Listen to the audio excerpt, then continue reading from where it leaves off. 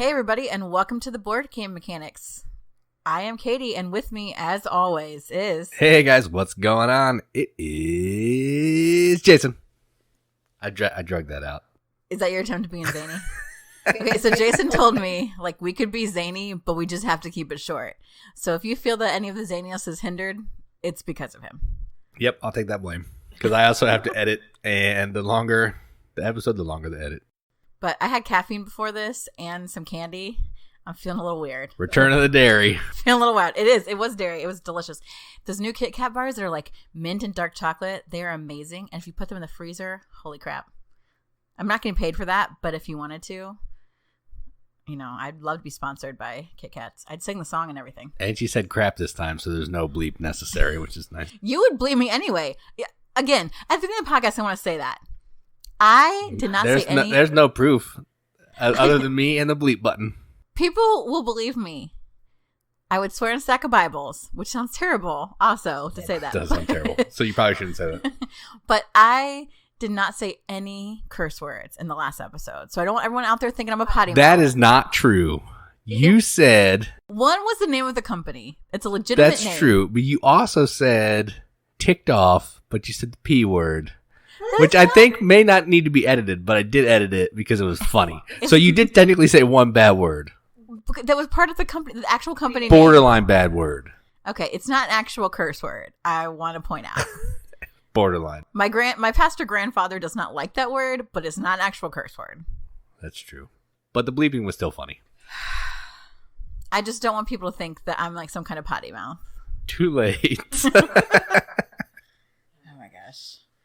Okay, that's enough Zany Banter. We need to move this along. According to Jason, he's giving me the move along sign like they do. Wrap it up music. I'm going to play some wrap it up music right now.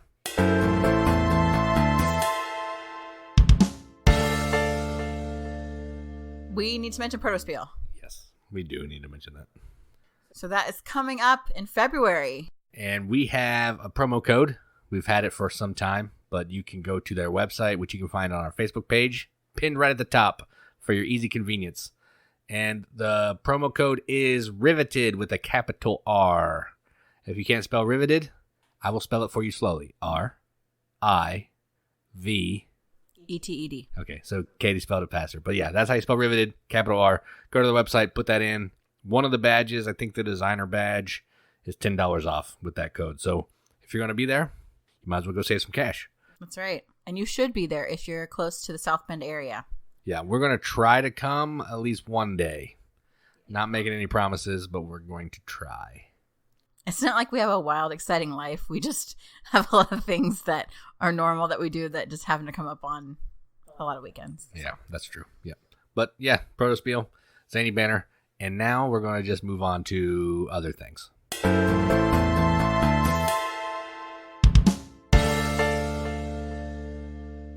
All right, so now we are going to talk about some news. And I have been busy at work, so I didn't do any news.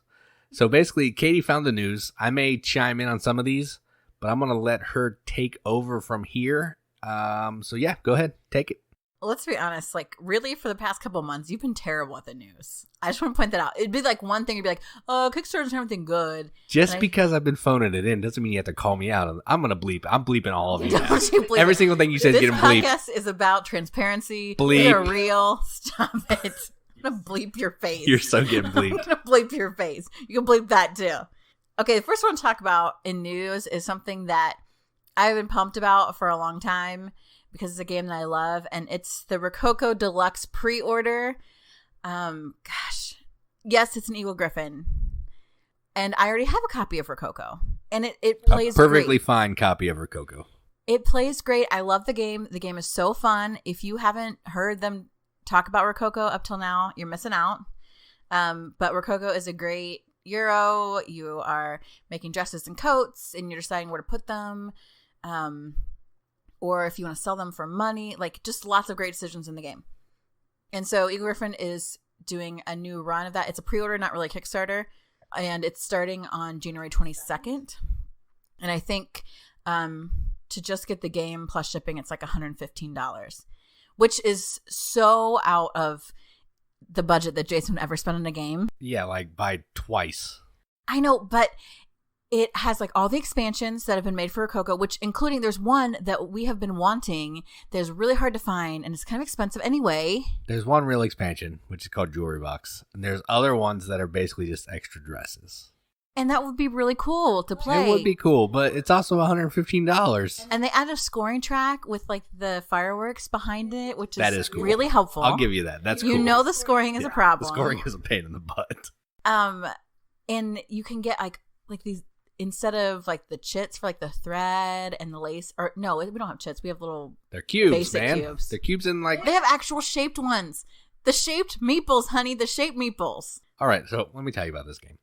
We have a perfectly fine Eagle copy. It's not Eagle Griffin. Old and busted. It's got a perfectly fine dark board. It's got perfectly fine greens and browns. Hideous. It's got perfectly fine statues. It has perfectly fine discs and cubes and scoring chits, which are annoying. I will give you that. But they're perfectly fine. So why do I need to spend $115? I don't. That's the answer. I don't. It's so beautiful. Oh my gosh. Is Eno Tool doing the art? Who's doing the art now? Of course Eno Tool's doing the art. He's like Eagle Griffin's guy now. The art, I mean, you can do so much with art about dresses in like the Rococo period of style and architecture. Guys, I really want this. But Jason won't let me get it. I'm being oppressed. You are being oppressed and I don't feel bad about it. So if somebody else is going to order this, like just like send me pictures of your copy and maybe I could come over and just hold it for a little bit. Just touch it. Just touch it. I won't take it. So anyway, that's the Rococo Deluxe pre-order. If you don't have this game, it was really hard to find for a long time. And so we snagged an old copy. And so now I'm sure you can find an old copy now since the Deluxe pre-order is coming out. But January 22nd is when that's going to start. Yep. So yeah, if you don't have it, definitely check this out. And if you have $115 to spare, because this version does look really nice. I will give you that. And it's an awesome game. It's a great game. Okay, next, this was actually something that was chatted up a little bit today in the Riveted group. The game Return to Dark Tower. So I did not know anything about this until you guys brought it up. So I did my little research. So Dark Tower is an original game from 38 years ago. So that was before I was born. Not to, date Wow, that's you. an old game. Shut up. Not to date you or myself. But 38 years was before I was born. Not much before I was born, actually. But before. And it had like this kind of, I don't want to say revolutionary for its time, but this tower that, did stuff and helped kind of orchestrate the game. So it's taken them, from what the Kickstarter said, 3 years to kind of engineer this and design a game, kind of redesign the game from 38 years ago and Return to Dark Tower. It looks cool. Like, it looks like something Jason would hate. But you... oh, yeah. I would totally hate this game. Definitely an adventure game. It's from 1 to 4 players. Well, unless you get, like, kickstart some other options. And they're extra player. Like, I'm sure it'll kickstart up to 6 players because we all want to play games at 6 players because that definitely adds more time and makes it way more fun. Stop. But then you got a character with its own stats and its own abilities. You can pick up items that can help along as you're like fighting. I don't even know what you're fighting. And then you're probably monsters, demons. I don't know exactly what. Zombies, orcs. I did a terrible job of looking this up. Okay, Jason's playing. Good job. You're officially a part of the podcast. You fight some stuff, and but the central piece is this tower that you put skulls in, and it's also like will show some glyphs, and so periodically it'll kind of come to life or whatever, and either spit out skulls that go to different buildings, like increase corruption, or do glyphs that also zap your will or do something to you. But the interesting thing about this is that it's the Gloomhaven and like Pandemic Legacy creators have come together to design this game. So I think a lot of people are really excited about it. Really hoping that it's not just, hey, let's take an old game and bring it back out for nostalgia, but that we get it to a game that people actually want to play. And because it's designed by 2 legacy guys, no one's going to be able to talk about it because they don't want to spoil anything. So you'll never know what the game's about to know if you want to buy it or not. Oh my gosh. No, they have like a video and everything. I saw a bunch of stuff. It funded in 4 hours. It's already funded. It still has, at the time of the podcast, it'll have 17 days left, but it's already funded. They've raised $1.3 million of their $850,000 goal. Holy crap. 850,000 is what they were wanting? It's still going up this week. They already have almost 8,000 backers right now. So this game is hot. I know a lot of people were kind of disappointed with Fireball Island because I don't feel like they really reworked that game enough to make it good. People just wanted it because they're like, oh yeah, when I was a kid, that game was cool. And they're like, oh, I'm an adult now and this game isn't as cool as I want it to be. All right, so you said they had 8,000 backers. Yeah. And they're at what? Over $1 million? Yep. So that's like $125 per person. Is that how much that thing costs? Yep. One copy. Base game with included stretch goals and freebies, $125. Gosh, I'm never going to be able to buy any new games ever. That's like 3 games for me. I know. 4 games. I could get 4 games for $125. Well, maybe. No, I could find 4 games for $125. They might be crap. Well, maybe, but they're not $125. All right. So, Return to Dark Tower, you still have 17 days for that on Kickstarter if you're interested. It's pricey, but if you love the original, it looks like they've done a great job with remaking it. So yeah, it's from Restoration Games. They always do a bang-up job, even if people were ticked off about Fireball Island. All their stuff looks nice, and, they give love to the old game. So right. I'd totally play this. I would totally play this. I would go sit in traffic on a rainy day. No. Talk about the next one. All right, so the next one I looked up, because this was also talked about in the Riveted, and it was mentioned that there was a $1,000 pledge, and that right there automatically made me hate this game. You don't have to. That's not the base pledge. The base pledge is still $100, $125. What's the game? So the game is called Foundations of Rome. It's from Arcane Academy, and Emerson Matsuuchi, who does Century, Reef. I think there's another game, but I can't remember. There's another game I can't remember, yeah. But definitely Century and Reef.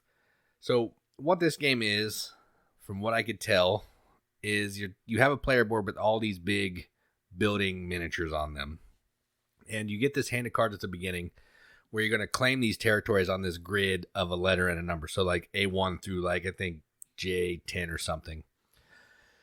You're going to claim those spaces with these little tokens that you have. And then during the game, you're going to be putting down these buildings where you've kind of marked off the grid territory.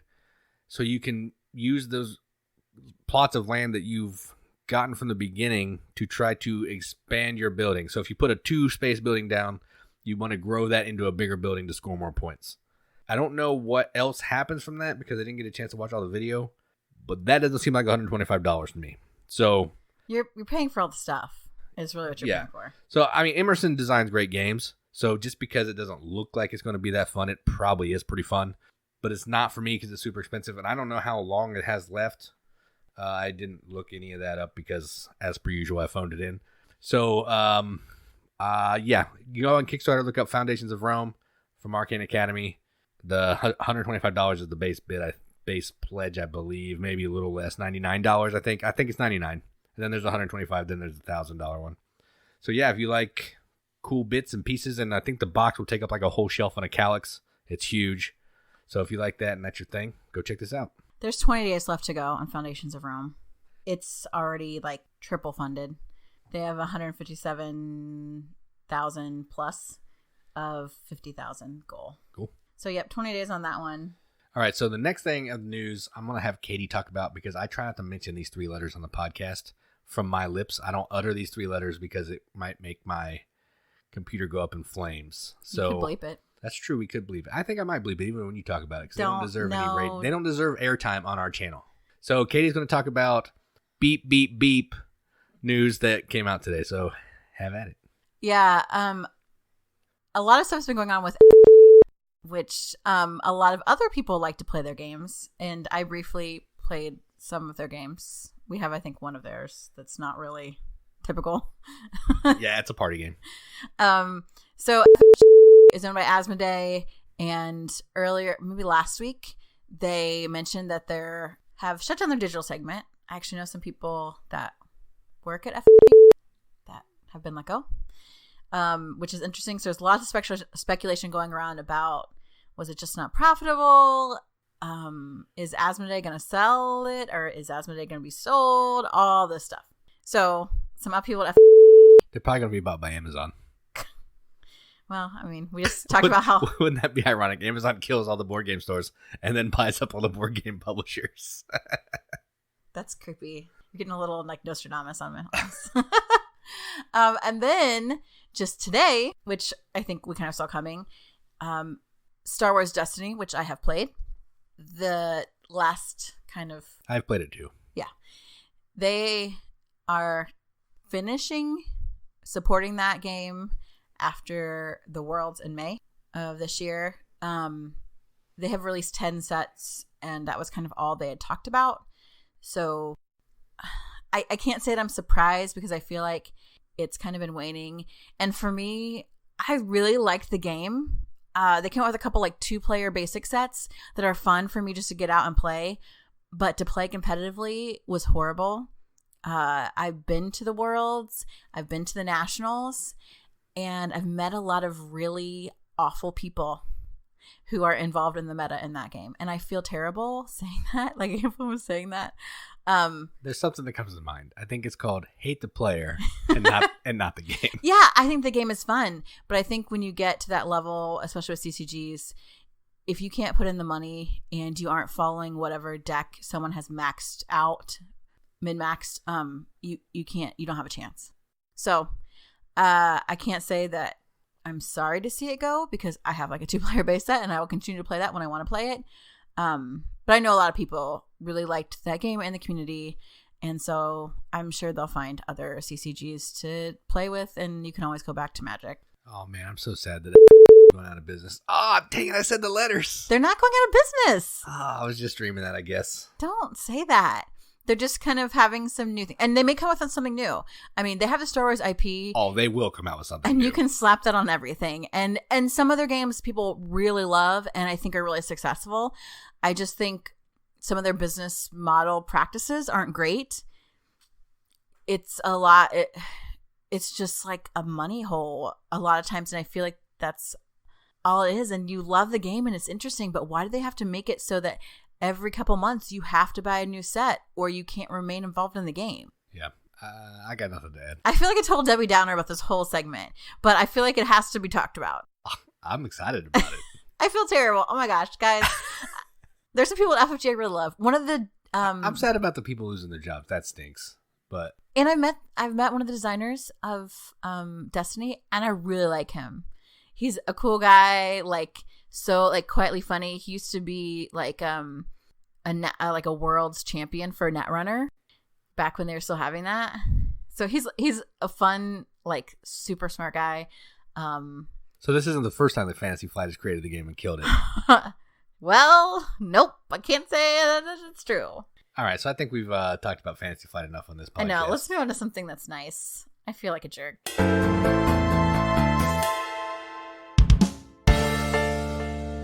All right, so last week we started a new segment about defining some gaming terminology or gaming mechanisms or just gaming-related stuff that maybe we use on the podcast a lot. Lingo, you could say, that we use a lot that people may not know, because a lot of people that listen to our podcast are not as deep in as we are. So we wanted to just talk about some things that may help gamers understand when they're on a board game group what people are talking about.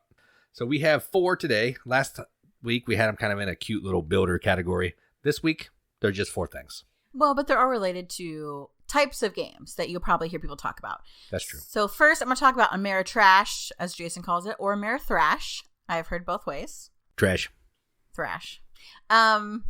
Amerithrash games are, they have a prominent theme. The theme is actually important.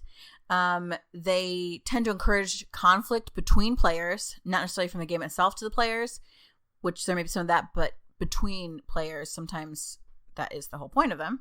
And there's usually kind of a lot of a luck element or some risk management happening. So, for example, your Dead of Winter, that theme is really important to that game. And there is some luck with how things lay out as you're trying to, not die from the zombies. Star Wars Imperial Assault. Eldritch Horror. and like Mice and Mystics. So the theme is really clear, especially games like Eldritch Horror and Arcane Horror. Like the theme is really clear. There is kind of that luck with dice rolling, that sort of thing. These are games that Jason tends to dislike. All right, so to go along with Ameritrash, I'm going to talk about the opposite side of the spectrum. So Katie was talking about theme. I like games that have no theme. And these games are called Euros, or some people who like to, I guess, mock them, may call them cube pushers. But I think that's an endearing term because I like pushing cubes. So those people can just suck it. So you need to bleep yourself. I probably do need to bleep myself. So what a Euro is essentially a game that focuses on mechanisms first. So if the mechanism would be dice drafting, there's not going to be a lot of theme to go along with that to make sense of why you're doing that thing. You're going to basically do the actions to score points. There are some that are thematic. Or loose theme. Or colors. Yeah. There are colors and words that tell a story. So some examples of this, I'll just look at my shelves here. We'll say Marco Polo. That's going to focus more on what you're doing in the game as opposed to telling a story. Right. We'll also talk about Lorenzo Il Magnifico. There are servants, and there's a tower. But really, what you're doing is it's a worker placement game scoring points. You'd have to stretch doing a story out of that one. Council of Four. There's people. You're trying to bribe them with colored cards. But really, what you're doing is you're collecting sets of cards, and you're trying to build routes to score a pile of points. So you can kind of see the clear delineation there of not a lot of story going on in any of these games. Actually, and they're not really full of luck either. It's you mostly know what's going to happen. You can see what's going on if you're winning or losing. You mostly know that. So it's open knowledge or whatever that is called. You can kind of, you're not going to roll to resolve in these types of games because that's craziness. So that was Euros. So next, Katie's going to take it to go kind of along with what she was talking about in her Ameritrash. Right. Maybe a more specific version, I guess, of Ameritrash would be what's called Dudes on a Map. Dudes on a Map. I like some Amerithrash games. I hate Dudes on a Map. So Dudes on a Map, the game board is a map, and there are dudes on it in the form of miniatures, and they can vary in size. Some of them are ridiculously large, and some of them are teeny tiny. Usually the mechanics are like area control, area majority, but those mechanics are really less important than the components themselves. So for example, like Bloodrage, Warhammer 40K, which I've never played, but I've seen a billion times. And while that may not always be a map, there's usually terrain of some sort, which I consider to be map-like. Classics like, stop. I'm in the middle of my rant. Classics like Risk, Axis and Allies, those are definitely dudes on a map fighting for control. Again, there's that conflict directly between players. The theme is what matters. Like, oh yeah, our army is going to take over, but that actual mechanic that's happening is not really big. So that's dudes on a map. And I know, Bloodrage has Euro and Ameritrash. Irrelevant for this section. They're big minis. They're on a map. So I agree with this pick.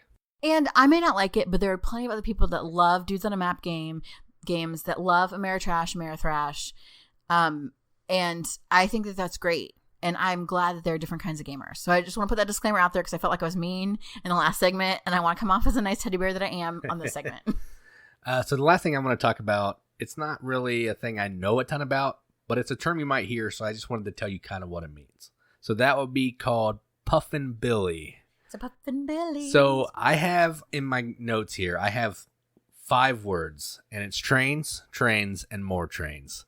So basically this is like a group of people that like to play train games, usually heavier train games like 18XX or like Steam, Age of Steam, those type of games. But they'll also play Ticket to Ride.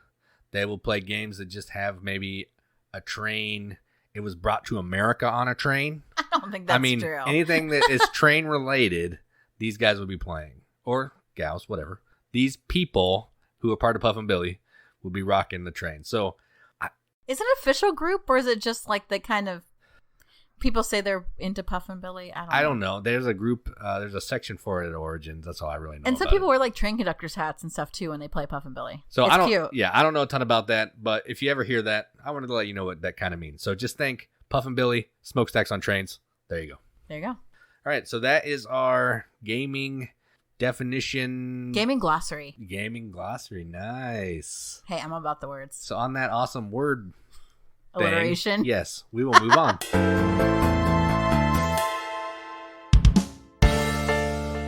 All right, this week for our call from a member of the Riveted, we have our friend Chris, otherwise known as New Hotness Guy. New Hotness Guy. Actually, I think New Hotness Buddy is what I always call him. Yeah, my buddy who always has the new hotness. That's who this is. This is Chris. So we're going to listen to him talk about his games.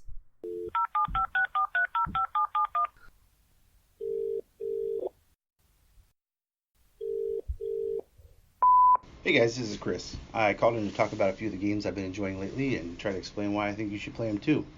The first game I want to talk about is called Fabled Fruit.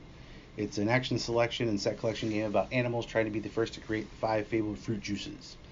To do that, you take actions that are presented as visiting other animals who allow you to gather and exchange fruits, discard or steal fruits, or otherwise manipulate the fruit cards in your hand or in your opponent's hands so that you get the right mix of fruits to complete contracts or produce the fabled juice.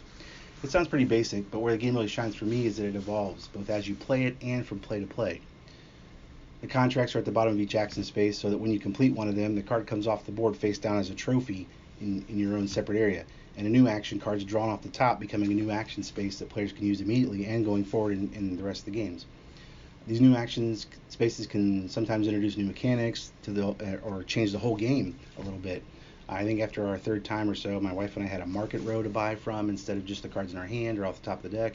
Another independent piece that we moved around or blocked people or stole cards with, and like 9 different action options available with only like 1 or 2 of them remaining from the starting setup. After each game ends, the cards that you turn into Fabled Juices don't go back to the action deck, so that each game that you're starting off with new actions that you had available at the end of the last game. It could contain some of it or none of the actions that you started the previous game with. They label it a Fable game, not a Legacy game or a once through, because none of the components are modified permanently.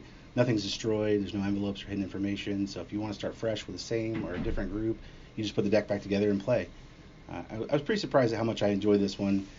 The art looks like something out of the Busy World of Richie Scary or a Haba game, so it probably projects that it's strictly a kid's game.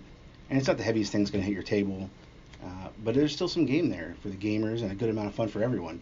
It's a nice family weight game. I think it'd be good for a group that doesn't want to play back-to-back brain burners all day. And I'm pretty sure if you like Abyss, Lost Cities, or Ticket to Ride, you'd probably enjoy this game too. Another game I've been playing quite a bit of lately is Marvel Legendary. It was the first game my wife and I made a purchase of as a gaming couple. One of our go-to games. It pretty much cemented deck building as our favorite mechanic. Their latest entry focuses on S.H.I.E.L.D., the strategic homeland, something. Yeah, I'm not even going to pretend like I have that memorized. The expansion brings in some new officer cards to mix in with the always available Maria Hill cards. Introduces a new mechanic called shield clearance, which makes your cards get better as you accumulate more things in your victory pile. Like most of the small expansions, it's only adding a few modifications to the existing game, bringing in some new characters, and some of them are from the lesser-known dark, dusty corners of the Marvel roster that probably a lot of us haven't heard of. They're kind of getting stretched for source material, it seems like. But the new officer cards are intended to be used as a permanent addition to that pile, and used in every game, whether you're using cards from the Shield set or not. So that's cool because it adds new life to what was, in my opinion, one of the worst options you wanted to have to take on your turn, which is buying an officer card. We've only played with them a couple times, and it already feels like there's going to be a positive change in a lot of the future plays. So that's cool. The last game I want to talk about is Valeria Card Kingdoms. Valeria Card Kingdoms is a dice-driven tableau building game. It's in the same categories like Machikoro or Space Base. You roll dice, gather resources, then buy new cards to give you other opportunities to buy resources or points. It's a tried and true mechanic, I guess, that was probably made popular, I think, by Machikoro originally. The reason I like Valeria over those other type games is that every card in your tableau has 2 actions on it. One that you take when the dice numbers come up on your own turn, and another you take when the dice numbers come up on any other player's turn. So in effect, there's no downtime. It really keeps everybody engaged. It means you're invested in every turn that comes through. It has a fantasy theme instead of city building or space fleet building, which I enjoy a little more. You get to fight monsters, buy kingdoms and domains, recruit citizens, instead of just adding another fish market or some random numbered spaceship to your tableau. I've introduced a couple new groups to both Legendary and Valeria over the past few weeks, and they all enjoyed them. I'm pretty sure I'll expect to be playing those games quite a bit more in the near future. That's all for me. I could talk for hours about games, but Jason asked me to keep it short and sweet. I probably already passed short, so I hope it was at least sweet. Bye. All right, so he talked about 3 games in there, and I've played one of them. So the first game we talked about is Fabled Fruit from Freedom and Freeze, hence the 2 Fs. And this is a Fable game where you kind of learn to play as you're playing through the Fable system that he created. It looks really cute. It does kind of look like a Haba game, like he said. And it seems really light, but if he likes it, might be worth checking out. And see, when Jason explains this, he's like, "Oh, you have to learn as you play, so I don't think you want to play that." So I've never said you that. You legitimately have. When you just said that, it triggered that memory in my brain. When we've been sitting at the game store, I'm like, "Oh, look how cute this looks. It looks like it'd be fun. I think it's be a cool game." Like, no, you learn as you play it. You won't like it. Maybe I said that so I could just get you away from it. Because I don't want to play it. But based on Chris's very good description, I think this sounds really fun, and I definitely want to play it. That's true. I would play it if he brought it over. We'll say that. Maybe, unless he brought something better over. Oh my gosh. The next one we have definitely played. I actually mentioned it in my last video that did the beginning of my top 100, which I will release another video this week, hopefully. And that's Marvel Legendary. But he talked about the newest expansion, which is the Shield expansion, which sounds really cool. The way they're kind of making that action of taking a shield officer better. Yeah, because Maria Hill, I mean, mostly like Chris said, that's just a wasted turn if you have to stop and get a Maria Hill card. That kind of stinks. So it's nice to have other options of lesser options, I guess. So, yeah, and like every Legendary expansion, it just gives you more stuff. So if you like the game, more stuff is always good. And the last game that he talked about is Valeria Card Kingdoms, which is essentially a upgraded version of Machikoro. It's the same kind of thing. You're rolling dice and you're getting goods based on cards that you have in front of you. I haven't ever played this, but Joel did a review of it, and you can find it on our channel on YouTube if you want to check it out. I don't know if do you know anything about it? I don't. It's the Miko guy that does the artwork, so it all looks pretty awesome. Right, it looks awesome because we have a different Valeria card game. It's the one that's Quest of Valeria. Yes. Which is okay. It's just too simple and too short. It's more Waterdeep the card game. Yeah, which I like the actual was Waterdeep because it's more Euro. I don't know, like I like card games, but when I just feel like this might be not something I would play on the regular because it's a little too easy. Yeah, it's probably not my bag of tea or bag of cupcakes or whatever. What are you saying? The term is, I don't know. Not my cup of tea. That's what I'm thinking. Who is serving tea in a bag, you weirdo? They serve wine in a box. You don't even drink tea. That's true. Mixed metaphors. So yeah, Chris, thanks for calling in and telling us about some games. And if you're listening to this podcast, we need to get together and have a game day. Yes, Fabled Fruit. Let's make it happen. Or anything else. Or Too Many Bones. Ooh. Or not that. That'd burn Jason's Or Fabled biscuits. Fruit.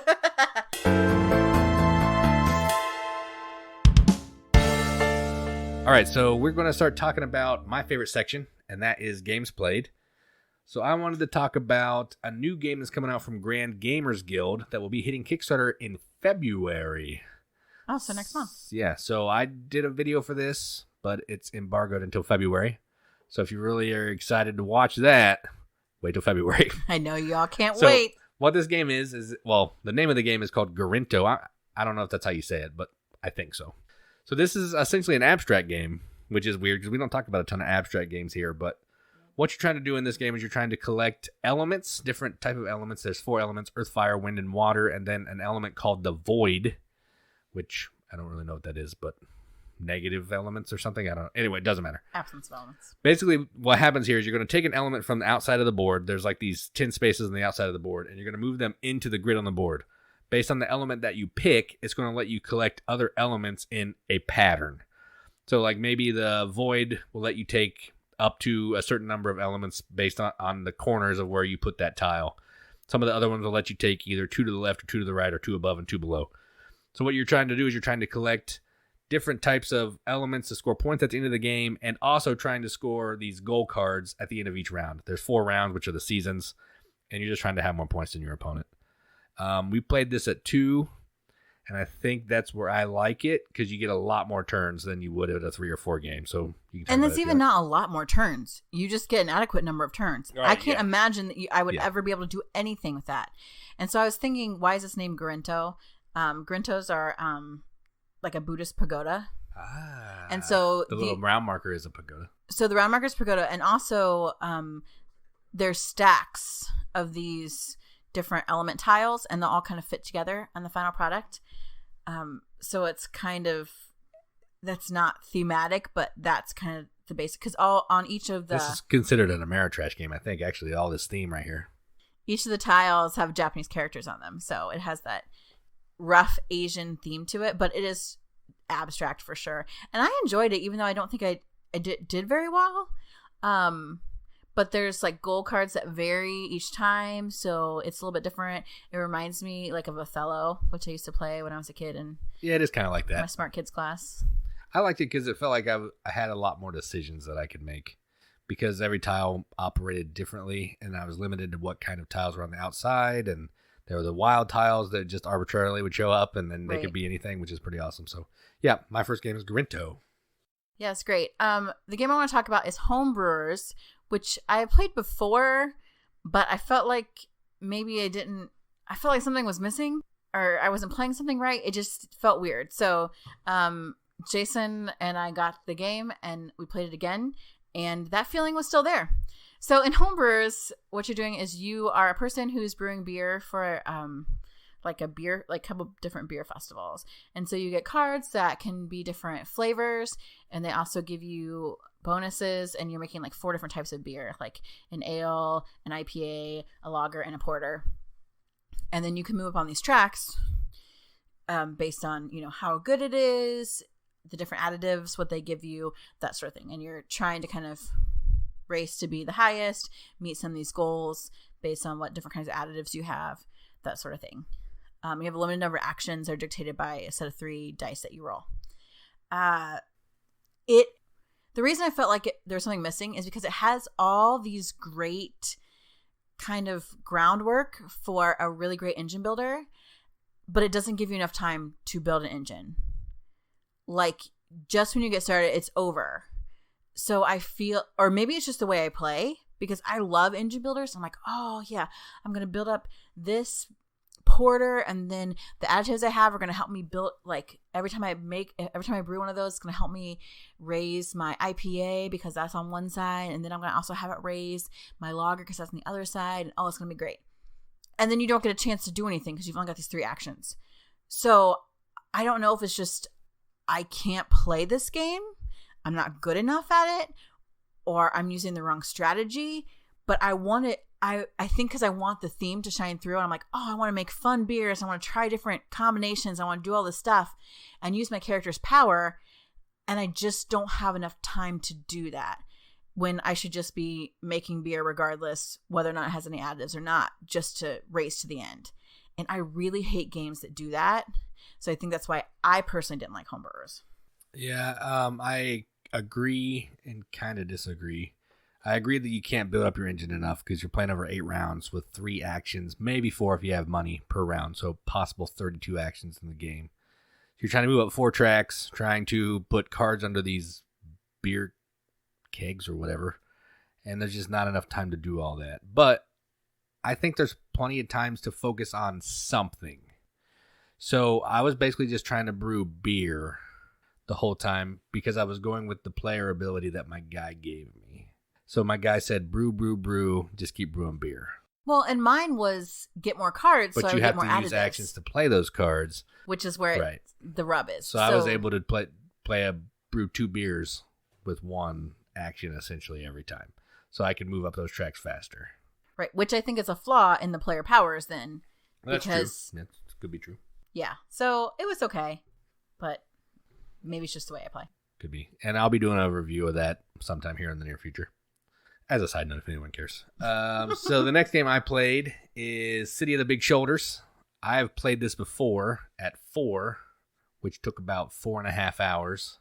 And I played it at 2, and it took about 3 hours. And that was including about a 30-minute explanation plus 10-minute setup. So what this game is, it's essentially an 18XX without the trains. And instead of having the trains and route building, it adds some worker placement to the board. It's a lot of going to places to gain prestige for your building, for your factories, gather cubes that you can convert into goods when you run your factories. Then what you're going to do is you're going to run your factory, sell these goods to the market based on the kind of market squares that are out there. It's how much money you're going to get and how much your goods are worth from your factory. You're going to get this money, then you're going to split the money up based on whoever owns stock in your company. So 10% dividends, each company has 10 stocks. And then the rest of the money is going to go in your business. You're trying to have the most money in your personal treasury and across your stocks, more than other players, so you win the game. So if you're familiar with 18xx, this game is going to be probably way lighter than that to you because worker placement is probably a little lighter of a mechanism than the route building. So if you want a less complicated, quicker game, check this one out. So that's City of the Big Shoulders. Also going to be doing a review of this eventually. I'm not going to say shortly because I still got to figure it out a little bit, but eventually. I have no desire to play this game. Like, I feel like, for me, I feel like owning stocks and owning parts of a company is basically area control and cards. And I hate area control. Yeah, it kind of is. So I think that's why I'm not interested in this. Plus, like, I don't like the theme. And you're a businessman from Chicago in the early 1900s or 1800s. Wolf. Like, I'm not. No. It's not Ameritrash, okay? I know, but it's so boring. I can't handle it. So I'm going to talk about a game I really like that we played. This game's garbage. You love this game. Shut up. The game is Merlin, which is definitely my favorite Feld. I do love this game. So we played Merlin. I know you do. We played Merlin with the Arthur expansion. If you know anything about Merlin, it's basically a rondel. You have dice that you use to move your player around the rondel to take different actions. And then you also have a die for Merlin. If you're playing with the Arthur expansion, you have a die for Arthur. And they move around the rondels as well. And you're trying to collect the most points. It's a Euro. Jason's playing that. Oh my gosh. You did. So essentially, I like to say this is a roll and move Feld, kind of. Because you're rolling the dice, and then based on the number of pips on that die, how far you can move your guy. The trick here is your actual player colors can only go clockwise around the board, while Merlin and Arthur can go clockwise or counterclockwise. But there's also lots of different things that you can use to mitigate the dice. You've got all these flags that can do things, and you can also fulfill contracts. Meanwhile, you're fighting off invaders at the same, each round. There's also kind of a stupid side area control board, which I hate. Wait a minute. Okay. So everyone hates this board. It's essentially an area control. You're trying to build these buildings on this little, it's called environs, which is a really stupid name for it. But it's a little, map of the town where Merlin's hanging out, I guess. And you're trying to get area control of these different colored territories. I think there's 4 different colors. And I tell everybody, every time we play, don't ignore this board because you're going to get a pile of points from playing this game. And finally, this game, everybody didn't ignore it. But I still did it better. I never ignore it. It's just annoying. It doesn't fit into my other plans that I'm trying to do. It's stupid. I hate area control. Even when I try to do it, like I did this time, I still couldn't get any area control. Because I did it better. I hate area control. I hate it. If that part went away, this game would be near perfect. No. It would be much higher. I would get no points if that part went away. I can handle everything else. I'm masterly moving around the rondels. I'm getting stuff, making my people work. Getting all my people out. We're going to do a live play of this. No, we're not, because I already lose at this game. It'll be even worse on live play. I might break 100 on a live play. But we played Merlin, and it's such a good game. Lots of moving parts, which are games that I really love. I just hate the little area control part. And so that's the games we played this week.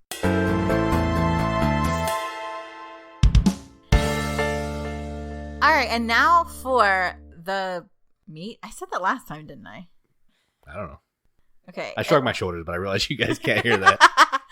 I guess for the meat of the podcast, I'll say it again. If I said it last week, it'll be my thing, I guess, if we do it more than twice. Tonight we want to talk about, or today, whenever you're listening, our top 3 party games. And I don't want to say they're necessarily of my ranking, these are the top 3. These are just 3 that I happen to really like.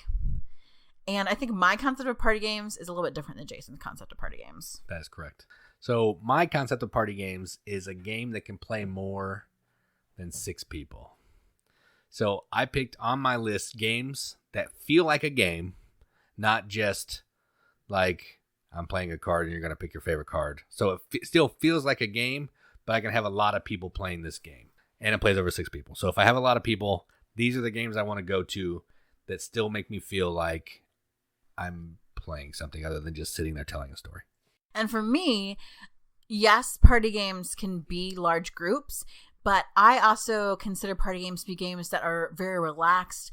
It's mostly about player interaction, and about kind of just like, it's almost more of an activity than a game.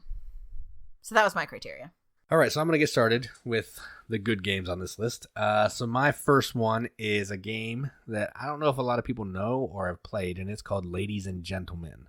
So this is a game that Katie really wanted to get, and I was hesitant because, hello, party game. But we eventually did get it, and we've played it maybe 4 or 5 times. And I was right. And Katie was right. So what this game is... Wait, I'm sorry. Can you say that again? No, one time. Hit the replay, guys. Go back 30 seconds. So what this game is you're playing in teams, so teams of 2. One player is going to be the lady side, and one player is going to be the gentleman side. You don't have to be a gentleman to play the gentleman. It's just a side of the game. This game does kind of follow the normal stereotypes of like the Renaissance era, or I don't know, 50s, Depression era, kind of. So, it's really all eras. It's stereotypical gender roles. That's true. So men are going to work at the stock market to earn money, and their women are going shopping to buy a nice dress for the ball. Right. I've never played the lady role, and I kind of want to. I don't know how to play it, and I don't want to explain it and play it at the same time. So they're going to do this at the same time. So the ladies are going to go to a store, pick some cards that they would like to buy. The guys are going to go flip these little tokens to try to get some different types of things to fulfill these contracts to get a bunch of money. Then the ladies have to pass their cards to the gentlemen without talking to them to try to get them to buy certain types of items to help them in the ball. The trick here is I think you can only have one of each item, and you can't get the same kinds of designers. You can get the same kinds of designers. You can't have different designers. You can only have so many designers, and you actually have some gold cards that make you want to get certain designers. So, but you can't communicate any of that to the gentleman. Like, you're trying to get together the highest scoring outfit for this ball, and so you're just passing cards over, and sometimes you're just taking cards so that other people can't get them and know that they will not at all be paid for. But I can't relay that to the gentleman when I'm doing this. Right, yeah. So the guys have to assume that the lady is playing the game correctly and giving them only items that they need. Because if they see, well, you sent me a dress last round, but yeah, you're sending me another dress. I already bought you a dress. Why you need another one? So then you can say, woman, I'm not buying this for you. Stuff like that. The whole, like, gender stereotype stuff was just funny. So yeah, if you can find this game and you can get a group of about 8 people, it says it plays to 12, I think. 10, I think. Yeah, so 10 might be crazy on the 4 guys. 4 to 10. 4 is too little. Yeah, and 10 would be crazy on the guys' side because the guys are all hovered around flipping tokens at the same time. So I wouldn't do that. So if you can play 6 or 8, that would be good. Right. So if you can find this game, definitely play it. Don't get caught up in the theme. Just have fun with it, and I think you'll have a good time. So, ladies and gentlemen.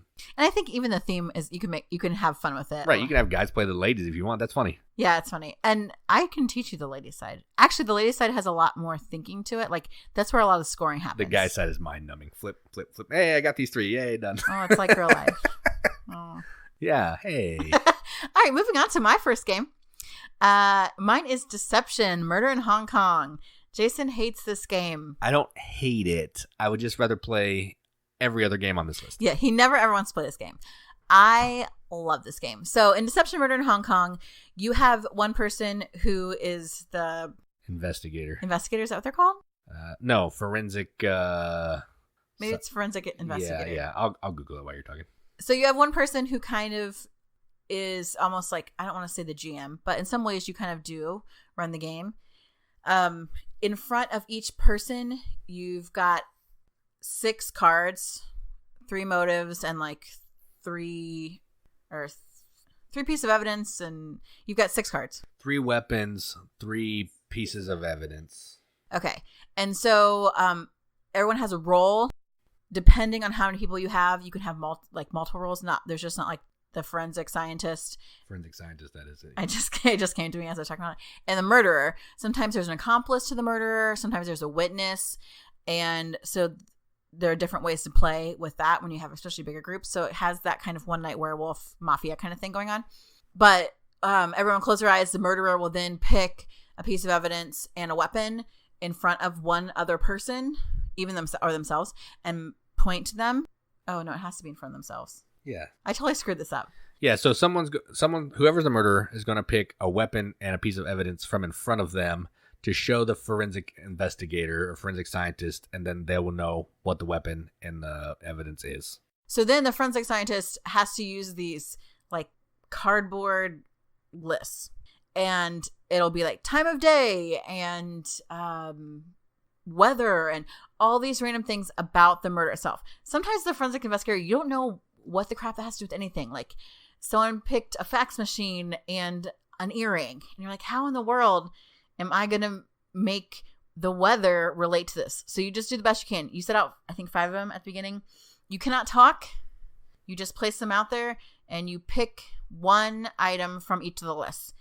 And then everyone else at the table is trying to look at those to match those to the cards in front of people in order to determine who the murderer is and what cards they used. That's the basics of the game. I like it because it's got this clue element. It's got the werewolf element. So it's hidden roles, deception. It's also like, how do we take what the information we know and relate it to what we have in front of us? There's still, and once people get going, they start accusing each other, start making up wild theories. Some people spin a whole story about it. It's just the kind of setting that I love. So that's Deception, Murder in Hong Kong. And I don't hate this game. I don't like party games that much. And this does. You don't? Even though I am called the king of party games. Right. Yes, I don't necessarily love party games. And I don't know, this feels, I don't know, if people aren't getting into it, it doesn't feel fun. So that's where I struggle. Sometimes the games can be really fun, and sometimes they're just people sitting there. And that's not fun to me. True. So the next game I'm going to talk about is a game that has a lot of player interaction and usually makes me mad, but I still like it anyway, and it's called Good Critters. So this is a game, it's essentially, I'm trying to figure out how to say it. So someone's going to be the Don or the mob boss, and they're going to be divvying up this loot that they took from robbing a place or shaking down a place or whatever. Well, and then they're going to divvy it up across all the other players, and then we're going to vote, all the other players, including the Don, are going to vote on if they want to allow that split to go through. So you can vote yes, you can vote no, you can vote to embezzle or something to take some money off the top of the deck. So if the no's don't win, then it stays as is. The Dom will stay until the next round. And you can also move this little player pawn you have in front of somebody to try to steal some of their money. Or you can bluff and go to them and play something like embezzle to take money off the top of the card, but they think you're going to steal from them. So then they play a protection card to protect themselves from your stealing that you're not really doing.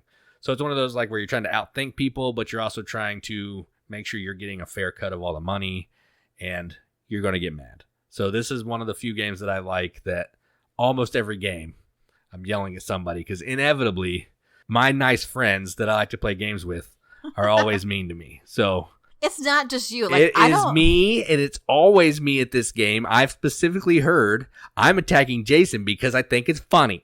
It's like one person that'll do that, and I get attacked just as many. In fact, by you. Because I'm angry, okay? Which is why I don't understand why you like this game. Like, this game is okay, but I would never choose to play it.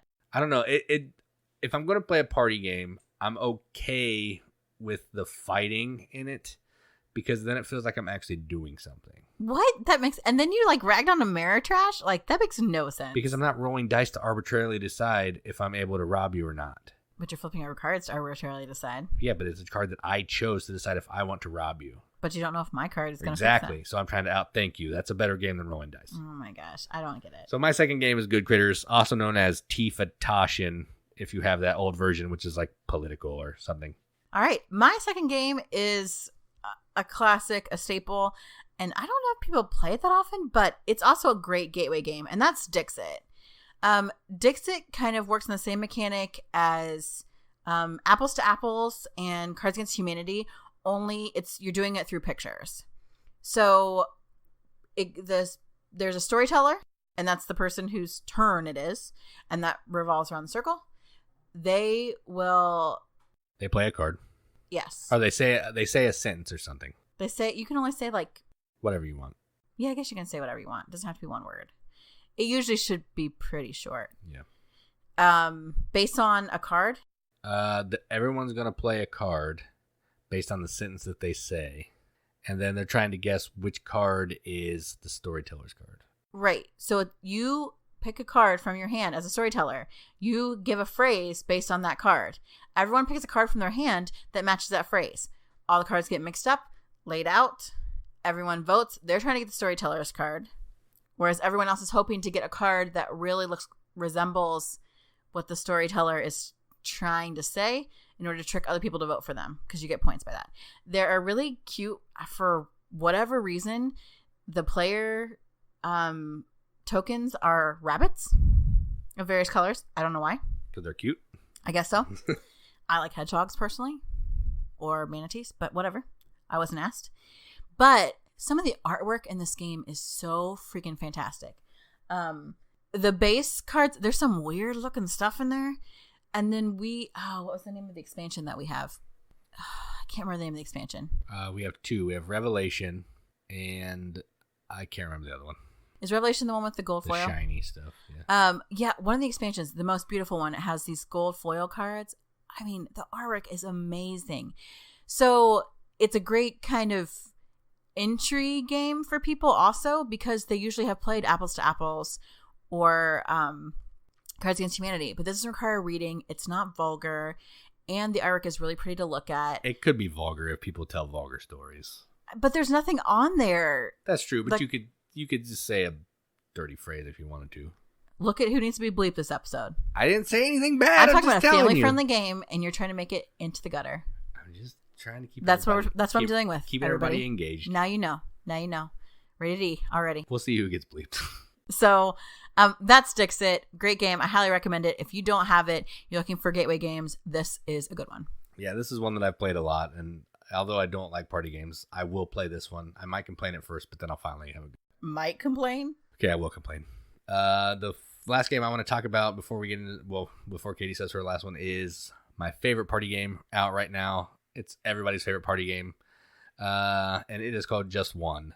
So this is a game where I think it can play up to yes, it can play up to 7, or it wouldn't be on my list. So it can play up to 7 people, and what you're trying to do is someone's going to flip over a card that's going to have 5 words on it. They're going to say a number from 1 to 5, and then everybody else is going to write 1 word on these little dry erase marker boards to describe that word to that person so they can guess it. The trick here is if more than one person writes the same word, they get eliminated from that person being able to see them, and they'll have less clues to try to steer them into getting the word right. You're going to play over 13 rounds, and based on the number of cards that you get correct is how well you do. It's like good, awesome, poor, whatever. So there's different rankings, and the more cards you get right, the better. But if you get one wrong, you also lose another card.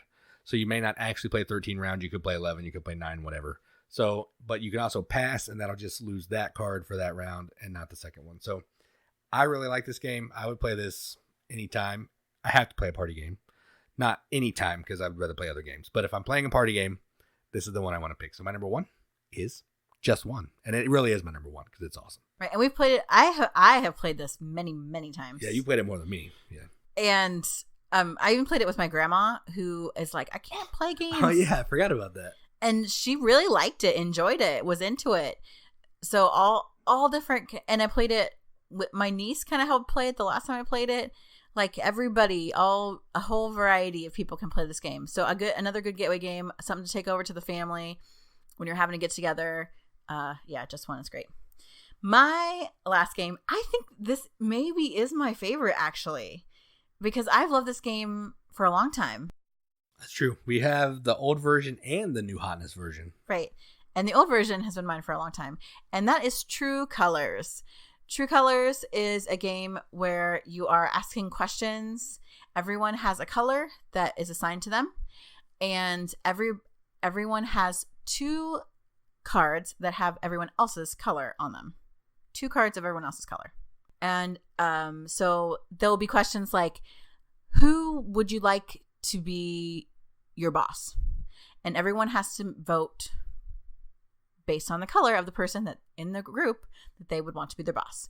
Or who do you think is most likely to go to a nudist beach or whatever? Like there's all kinds of random funny questions in there. I have played this with my girlfriends a bunch of times, and it always ends in giggles and stories and sometimes shocking secret reveals. So this game is really fun. Actually, Jason did a review for the new hotness version of this game, and it's his most watched video, much to his chagrin. Yeah, it's up there, like the top 3 for sure. I was like, come on, a party game? And Jason doesn't even like this game. He can't stand this game. As far as party games go, I can tolerate this one. Really? The new one especially, because it's like 12 rounds. There's a better timer in the new one than the old one to make it shorter. So the new one I like better. It really doesn't take very long, and sometimes people can't understand the scoring because, like, you then, after everyone votes, you decide, did I get the most, did I get the least, or did I get some votes? And so that then is you're deciding, what do people think about me? How do people know me? So there's a little bit to it. Yeah, it's kind of gamery. Yeah, in that aspect. But most of the time I've played it, everybody plays, we have a winner, and then we just start turning questions over and just seeing it for the fun of it. So that is my number one. If you're looking for a fun time with your friends to see what they really think about you, should I bring up that? That's True Colors. Yeah, and I think I would have put this on my list, except for the fact that it only goes to 6. I know, that's what I said. I think Dixit only goes to 6 as well. Yeah. So I think I might actually like True Colors a little bit better than Dixit. What? Let's play it. I don't want to play it again. Party games. So there's every other game. I'm doing this thing with my hand where every other game is up real high to the ceiling. And then down in this next tier, which is real close to the floor, is party games. So basically every other game up high, I would play before any of these 3 that I talked about here. So, except for maybe just one. Oh my gosh. He's ridiculous. And which is why I said my party games, it's not necessarily about the number. It's more about, is it more of an experience or an activity sometimes than an actual game. So there are definitely some we've left out, some that are great. I really enjoy Telestrations. I like that one quite a bit too. It's funny. Very mainstream. I played this with like the ladies group at my church. Oh my gosh. There are some little old ladies giggling hysterically when we were playing this. It was so funny. Secret Hitler, again, fantastic. Everyone loves it. Would have been my number one had just one not existed. So good. Beyond Balderdash. We were watching the Dice Towers, like top 100 games. Tommy V. And was it Tom who said this, or was it? No, I thought it was Z. Oh, maybe. Oh, yeah, it was Z. You're right. Mentioned this, and I was playing Beyond Balderdash like when I was in middle school or something. It's been out forever. And I really like it because since I'm a word person, I love the idea of making up definitions, but it always ends up in like making ridiculous definitions. Yeah, every single time I play this game, someone always uses the same answer for every single thing. So, like, if you're afraid of snakes, every answer will have snakes. I had midgets in like every whole single time. Game. What's a color that's outlawed in a city? Snakes. Midget brown. Yeah. So it's silly. So another game that is on the short list is Taboo. I like to call it Taboo because I think it's Taboo. So this is a game where you're trying to say words in a certain amount of time, or describe words without saying the word in a certain amount of time. Well, and there's like a list of 3 or 4 words that you can't say. You can't say the word, and if you say the word, I'll do that. Cranium Pop 5. I kind of remember this. I love this. It's like building with clay. Cranium has those 5 different ways of doing. Like there's clay, there's drawing, there's charades. There's 2 more. Trivia. Yeah, trivia. Yeah. And I forget what the other one is. But the Cranium Pop 5 that I played, which I don't think they make anymore, and you probably threw out. I think it's actually downstairs. I still have it. Ooh, was pop culture. No, I threw it away. I knew it. I knew you did. It's downstairs. I'm just going to tell you that I threw it away. I want to play it so bad. It's all pop culture related, which I think is fun. And I love games like that. I love trivia games. Nobody else does but me, hardly. So I really loved Cranium Pop 5. Monikers, I mentioned last week. Again, just like the homebrewed celebrities game. Super fun. Pit is a game I played all the time growing up in youth group. I do like Pit, but I'm so bad. So bad. I don't understand how you're as bad at Pit as you are. I'm awful. Like everybody has like 500 points. I have like 13. It's awful. It's such a fun game. Lots of interaction, yelling, loud, trading cards, and if you have to have them with the bell when you corner the market. Yeah. Otherwise, it's just no good. So next is a game, the one Fantasy Flight game that I really enjoy, party game. That's weird. And it's called Hoax. So what this is it's a game where you have a roll, and you have a card that has all the other roles on it. It kind of is like coup. So you can claim that you're any role, but then people can call you out for lying, and then you got to vote to see if you're telling the truth or not. If you get voted out, then you're out of the game. But if they vote and you're who you are, you win the game. So if you say who you are and they vote that you're not, you show your guy and you win the game. It's a simple party game. You're trying to collect evidence so you can see people's cards to see who they are to just determine if they're telling the truth or not. It's a little bit convoluted, but I still like it. I like it. I think it's fun. And the last game on our honorable mention list is The Resistance, which is one of Katie's favorite party games. It is not. I hate this game. Sorry. Hate is a strong word. Katie highly, highly dislikes this game. It's just not fun. So The Resistance is a hidden role social deduction game where there's going to be some people who are part of the corporation. And I think they're going to be, I forget what the other role is, but they're like... Resistance? Oh, yeah. That makes sense. They're Resistance trying to take down the corporation from the inside. So they're trying to pretend like they're the corporation and get put on these jobs. But then right at the right time, they're going to play fail cards to make these missions fail. And they need to get more missions fail and succeed to win the game. It's pretty typical stuff, but the way you have to select teams and try to lie your way out to not have people know who you are is pretty interesting to me. I can't understand why you like this game. Like, I feel like it has everything that you dislike about games. I don't know. I can't explain why I like some games and I don't, okay? I'm allowed to like this game. Sure, you can like it. We're never going to play it. We don't own it because I can't stand it. I'll play Cranium Pop 5 when you play The Resistance. Deal. Get it. Resistance is gone. I'll find a copy. So I'm sure somebody else has a copy of Resistance that we can borrow so I can play Cranium Pop 5. Yeah, and this list is in no way exhaustive. Like, party games are like the most popular style of game because they're so accessible for everybody. And there's a bajillion million party games, and we have like 19. So, yeah. And there are plenty of games, actually, that I want. There are several games I want to play, party games that I haven't played, mostly because that's not a type of game that we play that often. But I hope next time you have a big group over that some of these party games will work well for you. Yep, and play what you love what you play, I guess. I guess. All right, so that was what we were going to talk about this week. I think we've run this one into the ground and then backed over it again, and then... I know, we passed the time limit that you wanted. I'm sorry. Actually, I'm not sorry. I was too busy Jason splaining. Yeah, you knew what you were getting into when you had me co-host the podcast, so you're welcome. Yeah, I've talked about that 4-hour-long episode that you did with Joel. It was numerous numerous times. Or something. It might have been an hour and a half, but it felt like 4. Oh my gosh. Every bit of 4. Okay, well, let's cut this short. Thanks, everybody. We've been the Board Game Mechanics. I'm Katie, and keep gaming. And I'm Jason. Keep gaming.